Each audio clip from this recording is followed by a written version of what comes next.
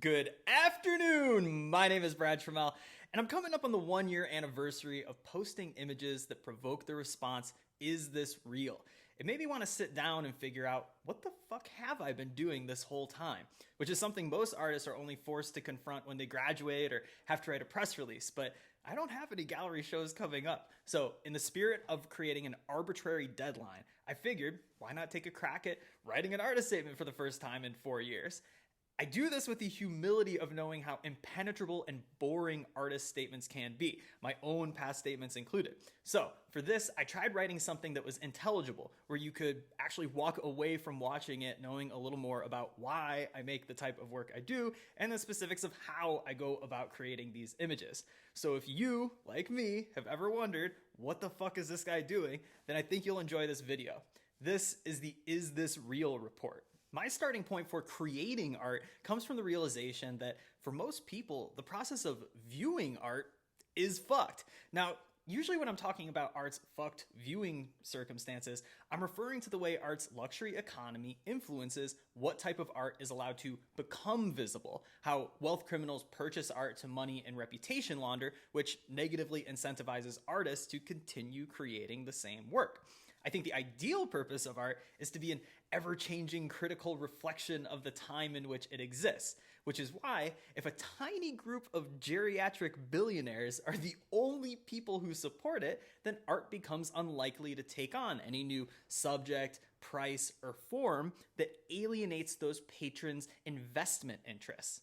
What a truly critical reflection of the world looks like and what the preferred wall decoration of a Count Chocula looks like are two mutually exclusive things, in no small part because the ugliest realities to be reflected from this world are caused by billionaires themselves. But there's another fucked viewing situation apart from people who collect art. It's the one experienced by the average viewer, the person who browses art in a gallery or a museum or on social media, which is where I release my work. Even in an ideal world of affordable art, not everyone would become a patron of every single artist. Some people are always just going to be looking at art, right? So the question becomes, what's that viewing experience like for the public? Well, that experience is irreparably polluted by all the preconceived notions the average person has about art before they even view it. If you, as an artist, tell someone who isn't already knee-deep in a BFA degree that what you're presenting to them is art, the odds are you've already lost their attention, and for good reason. The most obvious reason why the average person doesn't give a shit about art is because the art world tells them not to give a shit about art every chance they get as a way of reinforcing prestige through exclusivity. Sure, as kids, art is something we're taught is good thanks to the few remaining public school art classes and PBS shows we have in this country, only for those kids to then become adults and learn the art world is actually too good for them. Sorry, poor person, it's not for you. You can't buy art for less than 4 figures, you can't go to school to learn about it for less than 6 figures, and you can't make any sense of it in the purposely mystifying magazines and press releases that are supposed to help you understand it. As they say, it's a big club, and you ain't in it. as a result of not being able to readily participate in it, I think the average person views their relationship with art through the lens of begrudging charity. They view a trip to the museum as something they can dedicate their time or resources to without ever expecting to get much in return, aside from the private satisfaction of having done it or the social satisfaction of a selfie while you're there. Looking at art isn't necessarily the thing you want to be doing, it's the thing you believe will make you a better person, or at least appear to be one on Instagram. The yearly museum visit is the secular equivalent to the yearly church visit on Christmas or Easter. And it's this distance between the prestige of art and the reality of that museum going experience with your kids winding up as a big confusing headache that makes people resent it. The luxury art world's prestige overpromises and underdelivers. As people in the art world, we should recognize with some humility that expecting viewers to go out of their way to engage with art is asking a lot, considering the art world doesn't offer much in the way of an entry point for people who aren't predisposed to it. And speaking of those who are predisposed, I should also say that I'm an NPR culturally liberal punishment pig for art myself. I believe in the idea that art with a capital A is good, even if I don't like the specific cause retrospective on display. In the face of the demoralizing effects of advertising and entertainment news, I think having an aesthetic opportunity for open-ended contemplation is a good thing that should be afforded to as many people as possible. In a world of constant hustlepreneurship, we really don't have many opportunities to just exist and examine our relationship with the world and each other, which is something that art, at its best, can provide. This is why I approach art through populism, but I recognize as artists, we can't just make the same shit we've been doing newly affordable and expect people to buy in, because most people view art as an obnoxious charity, not a reciprocal exchange. It's not just the price of art that's designed for the aristocracy, it's the work itself. The public correctly believes all the abstractions and figurative paintings and goopy ceramics about nothing in particular are a reflection of rich people's confounding taste, that art specifically exists for them to not participate in it. And this is where the riddle really starts to take shape. How do you create and disseminate art without people recognizing it to be art?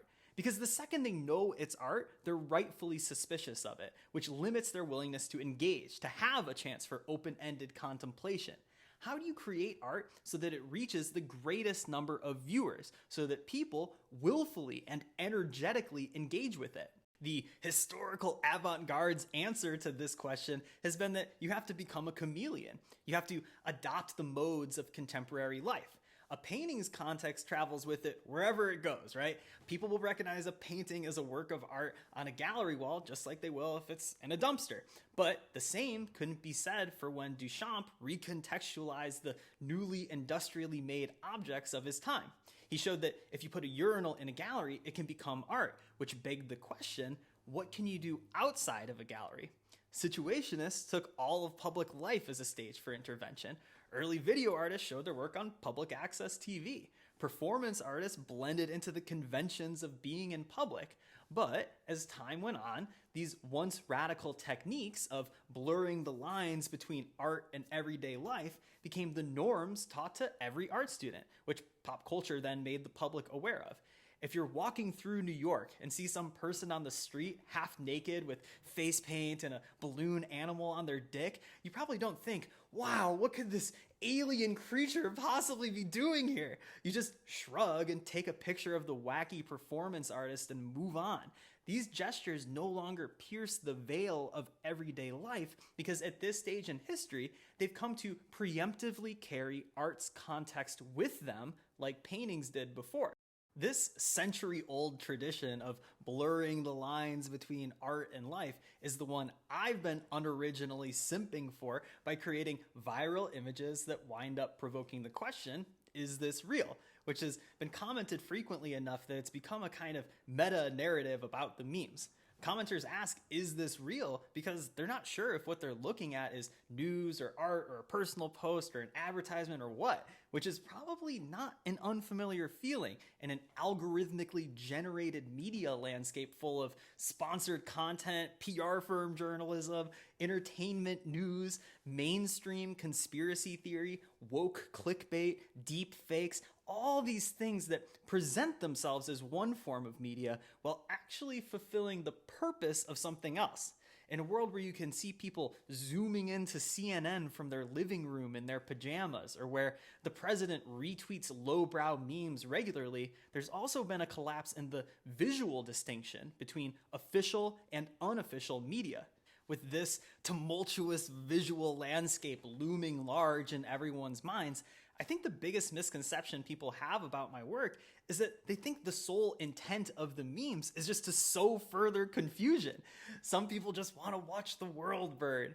While I recognize there is confusion around my work, I don't look at it as the end game, but as the starting point. For me, the purpose of these images is to allow for a viewing process where the cues in the image can tell a story about its context, rather than having an art context dominate the viewer's interpretation before they even start looking. layering an image is just another way of telling a story. And I think stories are more compelling when the narrator doesn't spoil the ending in the very first sentence.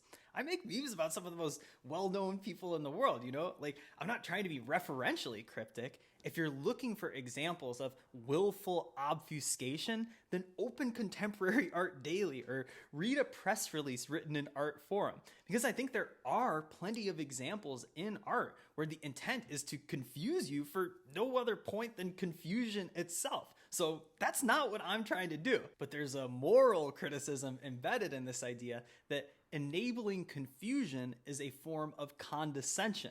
I mean, sure, if the question is, do you think your comment sections are batshit and funny? The answer is yes, and I'm tired of pretending they're not. I don't greet every single differing interpretation of my work like I'm some type of comment section Jesuit whose job is to enlighten and save poor souls from the sin of not knowing what a vor meme is with a paragraph-length response. It's just a natural outcome that if you create something with a few layers in it, some people might latch on to the first part of the story, some people might go for the whole thing, some might not get it at all. That's just how audiences on social media go. And to be honest, the same thing can be said for galleries. There just isn't a comment section for those places, so you don't always have evidence of the confusion they inspire. I've seen plenty of people start as angry commenters, and then with a little more time, they wind up enjoying the work. And sometimes people go the opposite direction.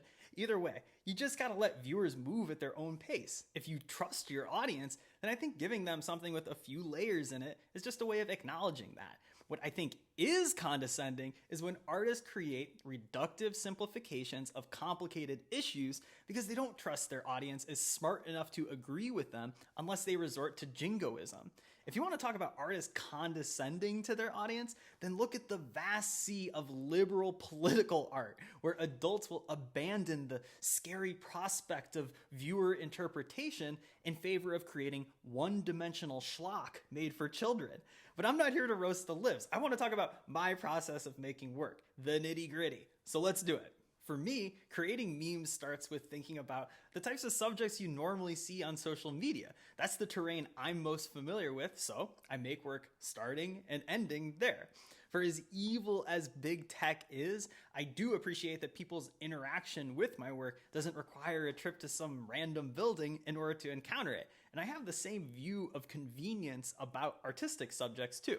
I think it took me a while to realize that what you make art about doesn't have to be the exception to what you normally spend your time thinking and talking about.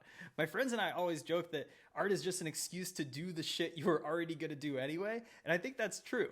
I don't read Deleuze all day long, so I don't make work about that. The things I make work about could be timely, they could be evergreen, but for me, what the subject needs to have is some type of internal contradiction. Some way the means and the ends betray each other. I gravitate towards neoliberalism as a subject because it's both the thing that defines much of our lives, but it's also so consistently rife with contradictions that it never stops making for good comedy. Woke capitalism is a beautiful oxymoron. Instead of creating a chart that neatly identifies exactly what those contradictions are, I take it as my job to heighten these contradictions by furthering the mental gymnastics that allow for people to believe in them in the first place. I start by identifying the architecturally shaky foundation of a neoliberal subject, and then build a rickety visual mansion on top of that in the hopes that if a viewer just throws a pebble at it, the whole intellectual facade will hilariously crumble to dust. I'm not tearing the subject down. I'm trying to build it up in the most perverse way possible so the viewer can take that next step on their own. Building it up means I'm looking for a way to impersonate a character so I can do a perverse endorsement of neoliberalism. This is where the layering comes in, because I'm not presenting the post as my own, but rather as a reshared document someone else has posted down the line. That's why for this work, I don't mind when it gets screenshotted and reshared without mentioning me, because the work is already starting from a place made to appear separate from myself. The meme is like a carrier pigeon. If it's doing its job, then it's gonna go away from you. But the place I'm trying to get the pigeon to return to isn't necessarily recognition of me as the author. What I want the image to return to is the criticism embedded inside of it. The one consistent thing about these memes is that they're all created from a leftist perspective. So if other people with different political beliefs want to share them, great. I think part of the appeal is that every post is like a perfectly staged T-ball to hit an "ah, hell nah" clapback in response, which is why some people's eyes grow so large at the roasting opportunity that it precludes the possibility of it being satire. As material to reshare on social media, for some people the posts are more valuable if they're real than if they're fake, which I love. So if 1,000 people on Twitter are dunking on one of these, that's great, because in my mind, it's intentionally framing the inevitable amount of scorn social media creates against a subject that is deserving of that scorn. Roast away. The character I'm impersonating in the post could be a politician or a company or an activist or a news outlet or a fan. It just depends on what's the funniest way to embody that neoliberal endorsement.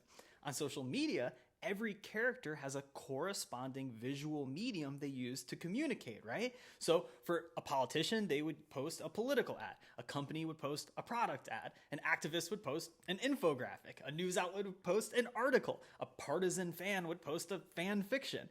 So by alternating between these different types of forgeries and occasionally including authentic examples in my posts, I'm able to create a more slippery context defined by viewers' interpretations rather than a singular artistic source.